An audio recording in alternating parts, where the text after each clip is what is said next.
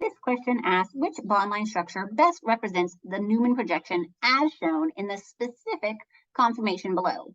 So that's important because we know molecules are naturally moving around with different conformations at room temperature. But in this question, we're specifically looking at this conformation that's drawn on this page. That's important because, again, we know that single bonds have free rotation, but we're going to pretend here in this example, they don't. This is a snapshot in time of this particular conformation. All right, so looking at this conformation, there's kind of two things to consider. Number one, is it staggered? Or number two, is it eclipsed? Okay, so a staggered conformation would typically look something like this. Okay, staggered. Whereas an eclipsed conformation would have overlapping bonds. All right, so in this example, what we see is an eclipsed conformation because we can see here that the methyl and the hydrogen overlap, this methyl and this hydrogen overlap, etc. So it's important to note that we have an eclipsed conformation here because that's going to impact what type of bond line structure we see. Traditionally, a staggered conformation is represented by kind of the normal zigzag pattern that we're used to with bond line structures. An eclipsed conformation would have the bonds like so here where they're overlapping with each other or eclipsed.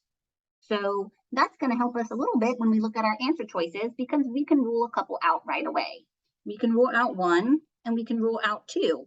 And the reason why is because there are no eclipsed bonds in these examples. All right, so we don't have to worry about 1 and 2. Next, let's move on to our last three choices, 3, 4, and 5. To kind of look at that, we need to get a little bit of a better idea about what we've got going on in our Newman projection. So I'm going to erase a little bit here so that we have some more room. And we're going to consider how long is our longest carbon chain. And that's useful information because it's going to allow us to think about, what molecule might correspond to it. So I'm going to look at the front carbon right here, and then there's the back carbon, which is that kind of circle.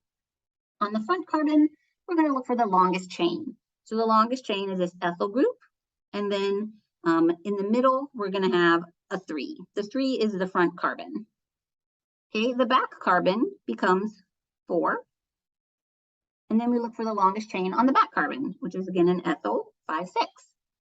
So this molecule has the longest continuous chain of carbons at 6. So that'll help us narrow things down a little bit. We can take a look at molecule 3 here and right away notice that that one's got only 5 carbons in its longest chain. So I'm going to cross out 3. Okay, next up, we need to distinguish between 3 and 4. Both 3 and 4, we could feasibly look down the 3-4 bond and say the 3-4 bond is eclipsed. They each have the right number of carbons, and they're both eclipsed at 3-4. The key difference is what's attached where. So the 3 carbon in our Newman projection has 2 methyl groups, and the back carbon, the 4, has 2 hydrogens. So that's going to allow us to distinguish between 4 and 5. Molecule 4 has 2 methyl groups on the 3 and 2 hydrogens on the 4. They're not drawn in, but they're there. Okay, molecule 5 has a methyl on the 3 and a methyl on the 4. So that's kind of the giveaway that we don't have 5, because in our Newman projection, there's 2 methyls on the same carbon, which is carbon 3. So after that analysis, we can say that molecule 4 is the one that's represented by this specific Newman projection. So our answer is D.